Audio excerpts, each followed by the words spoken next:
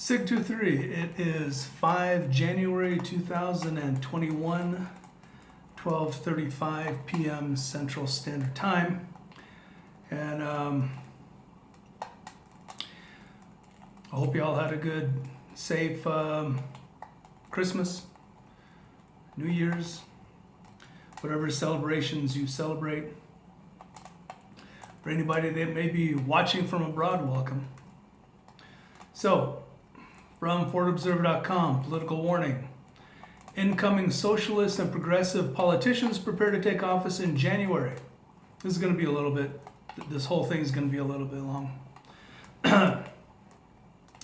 Active Democratic Socialists of America member, National Lawyers Guild member, and Black Lives Matter organizer Erica Ballou will soon be sworn in as a district court judge in Clark County, Nevada.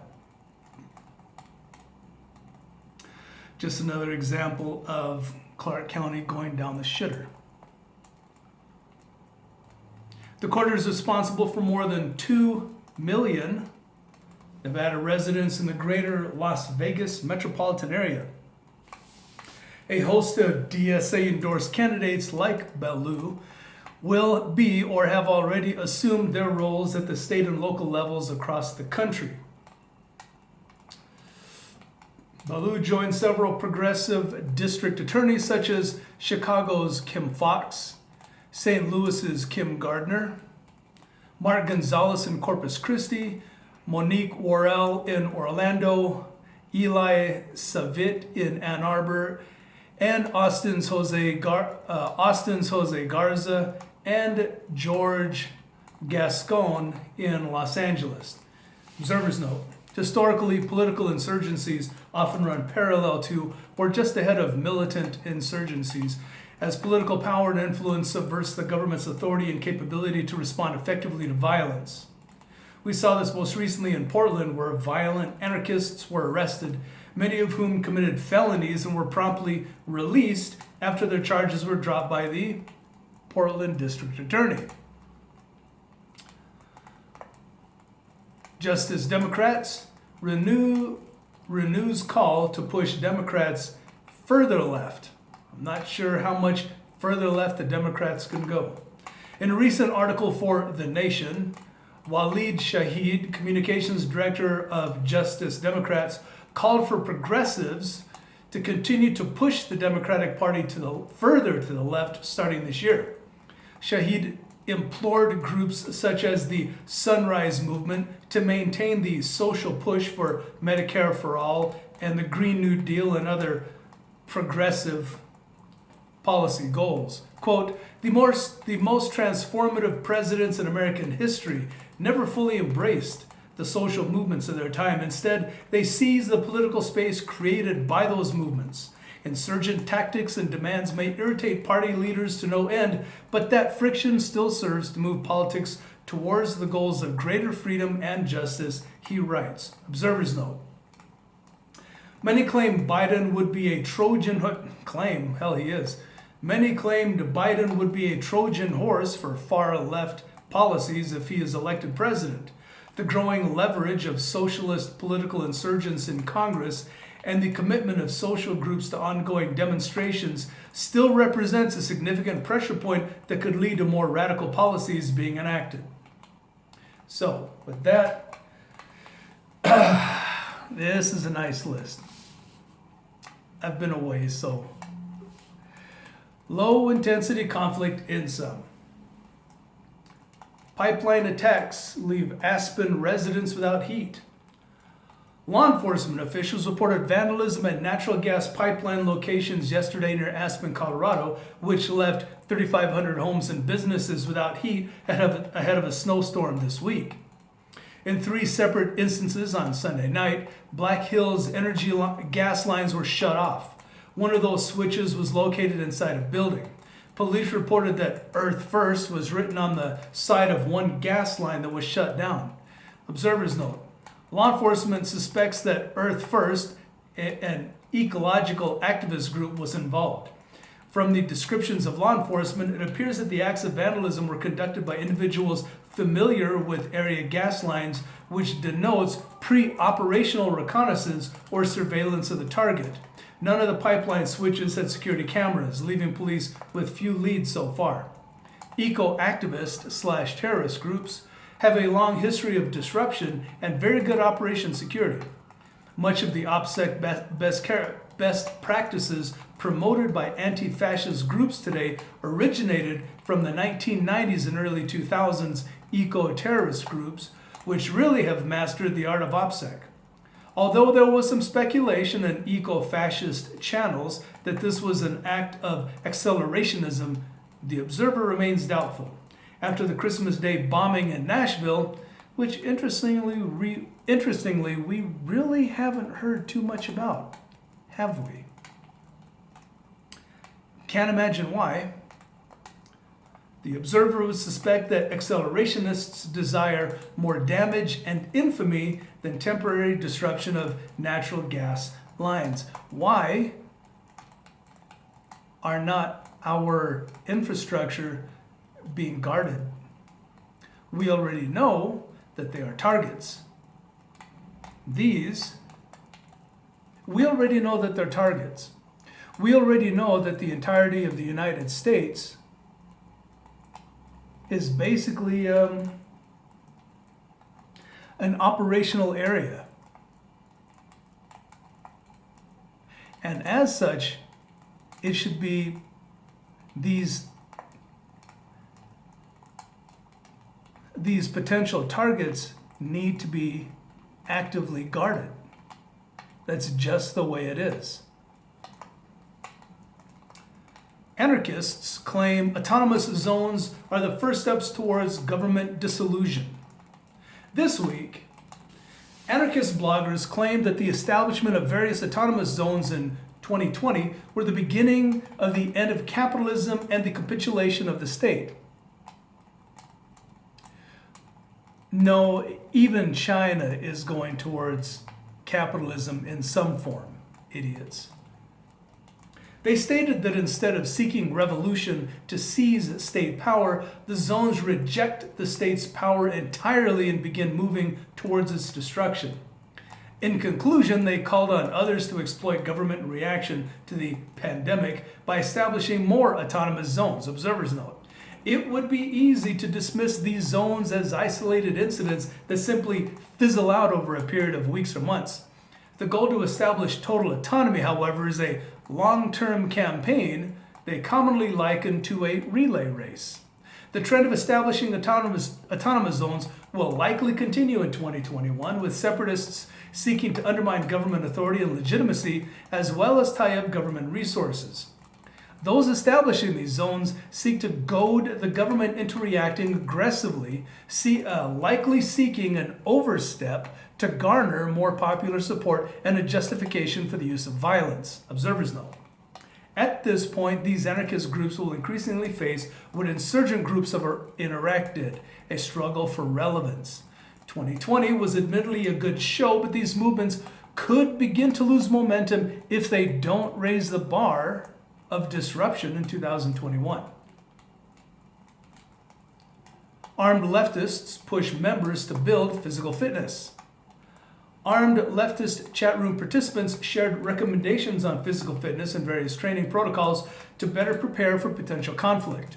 They encouraged members to continue honing their firearm skills, but implored others to maintain their physical ability to move, carry weight, and fight. Observers note, physical fitness is an important trait for any fighting force to have, but it is especially true for insurgents. Typically outgunned and outmanned by the government, the long-term success of many insurgencies requires an ability to survive hardship and austere environments. Sharing fitness guides and exercise regimens online is an early step towards assuring insurgents will be able to endure a potential protracted struggle against the government. Far-left groups post recommendations for tactical vehicle modifications. Leftists online discuss possible modifications or upgrades to optimize vehicles for tactical applications. Run flat tires, camera systems, floodlights, winches, spare batteries, auxiliary fuel tanks, skid plates, GPS units, shatterproof window films, and radio communications gear were all recommended by participants. Observers note, during the riots and unrest of 2020, we observed the inclusion of vehicles into far-left street-level tactics. Caravans and escorts provided cover, shelter, transportation, medical aid, food, and other supplies to those on foot in confrontations with law enforcement.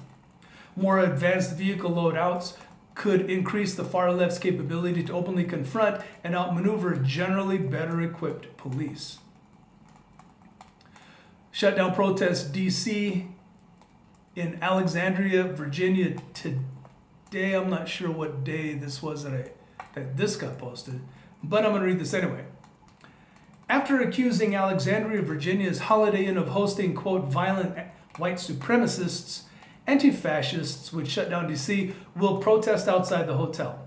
A group of Proud Boys are reportedly staying there ahead of the Stop the Steal rallies in Washington, D.C., beginning the next afternoon. Groups of protesters are encouraging Holiday Inn to cancel reservation for Proud Boys members. Noam Chomsky says, working class to fight in class struggle or, quote, get it in the neck. That's called projection.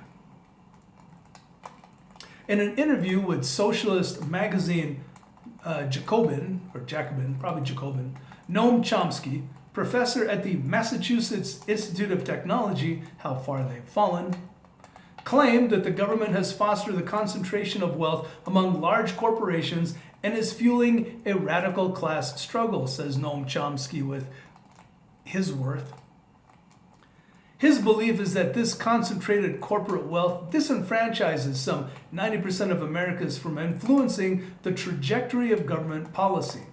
Chomsky concluded, quote, unless the working people, the general population, take part in the class struggle, they're going to get it in the neck. Okay? Observers note, about 100 years after its definition, the Marxist idea of late-stage capitalism was refreshed last year. The concept is that capitalism is a cycle ending in the concentration of wealth prior to its collapse. The 2008 financial crisis gave new life to the idea that while last year's government-mandated lockdowns created massive wealth for the top 1% by closing small businesses and directing traffic and dollars to giant retail corporations which remained open. That's because it's true. It's still going on. No one can doubt that. For some reason, all the small businesses have been told basically you can't open in some parts of the country, while the major chains have remained open. So you can't dispute that.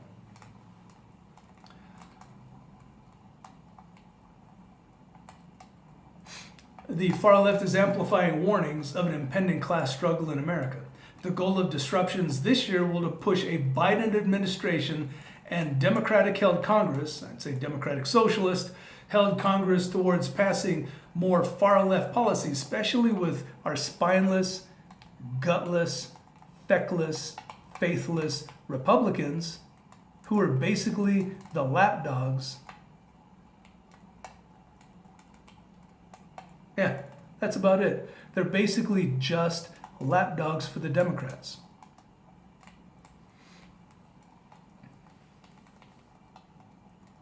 Anyway, so towards more far-left policies. Frustrated by centrism. What's centrism? I want to see some centrism. And motivated by calls from intellectuals, I wouldn't say intellectuals. By Chomsky, the far left could respond with more disruptive demonstrations and potential violence. Leftist groups studying U.S. government insurgent analysis documents. Leftist chat room participants recently published documents from organizations involved in the study of special operations and insurgency.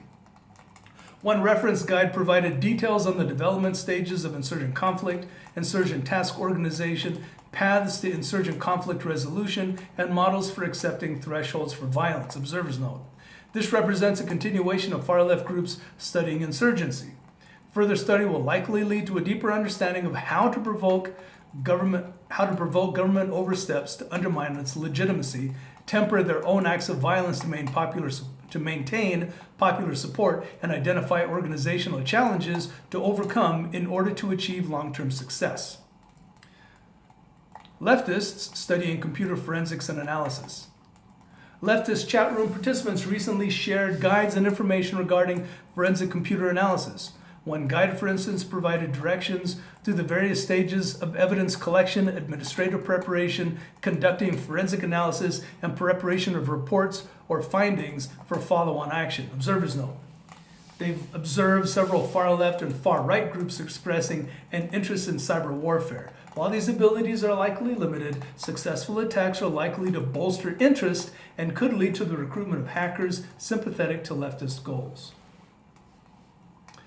Far-left groups gearing up for Inauguration Day. Black Lives Matter and anti-fascists continue to prepare for Inauguration Day disruptions in Washington, D.C. on 20 January. Groups are soliciting financial support for travel, lodging, legal aid, and bail funding. Others are requesting direct material support to include food, medical supplies, shields, and additional personal protective equipment. Leftists are also monitoring platforms such as Parler to find conservatives and Trump supporters making plans to be in the Capitol. In addition, medical response training is being scheduled for several days leading up to the inauguration. Observers note. There will likely be clashes between far-left groups and Trump supporters in D.C. on Wednesday, 6 January, that'll be tomorrow, when the Senate meets to certify the Electoral College votes, we'll see, as well as on Inauguration Day. Leftists are planning disruptions in Seattle and Portland for that day as well. Leftists they'll reject a lot. However, in this one, leftists reflect on 2020, call for further action in 2021. BLM activists and anti-fascist chat room contributors recently congratulated activists for the progress made during the 2020 uprisings. Several stated the campaign for transformative justice, however, is far from completion and will continue to build through 2021. One participant, for example, concluded that 2020 was just one stage in a marathon of their movement. Remember, just earlier they said they liken it to a relay race? There you go. Observers note. They have observed many groups pivoting to include a Biden administration, the Democratic Party, and wealthy corporations as targets for disruptive demonstrations. For instance, Inauguration Day disruption flyers feature profanity-laden denouncements of Biden and others calling for vandalizing the homes of politicians, to include those of Democrats. These groups are likely attempting to foment another wave of 2020-esque mass demonstrations. Anti-fascists target Senator Hawley's family. Approximately 15 anti-fascists and BLM activists from shutdown D.C. assembled at Senator Josh Hawley's Republican Missouri home in Northern Virginia last night to demand he drop his contestation of the 2020 election. In a video posted to YouTube, about a dozen activists approached the home and protested from the street. Upon arrival, a woman, presumably Hawley's wife, opens the door to the home and asks them to leave because she has a baby inside. Why do people do this? Why do people even bother to do this? It's idiocy.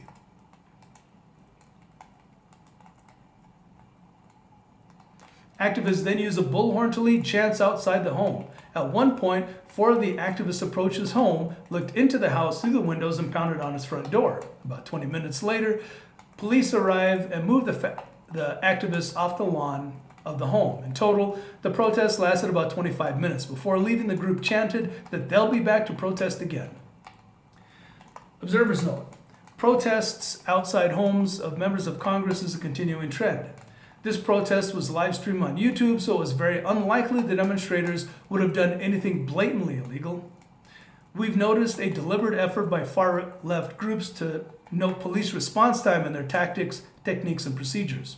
That's likely to be an individual or group study. There's likely to be an individual or group to study this demonstration and arrive at the conclusion that the family members of Republican members of Congress are soft targets. You can watch the video. Yeah, you don't step outside and try and reason with them.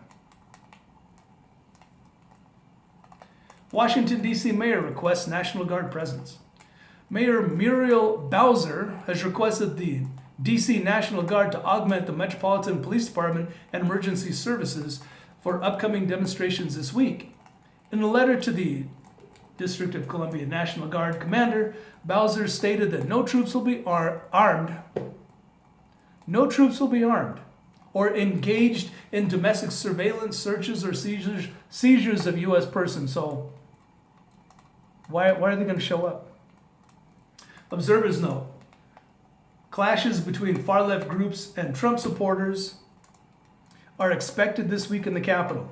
We've observed many leftists on social media posting pictures of body armor, shields, and other supplies gathered in preparation. Far-left chat room participants have also posted information for activist gathering in Springfield, Massachusetts, Scranton, Pennsylvania, Louisville, Kentucky, and Columbia, South Carolina to be bussed into the city today.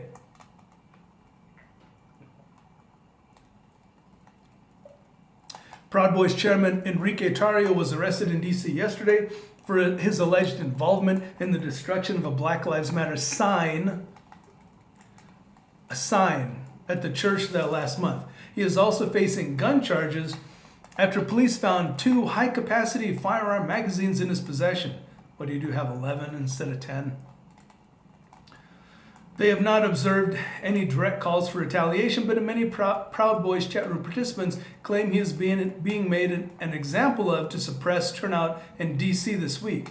Most people who were attending rallies in D.C., however, are likely already in the city. Ooh.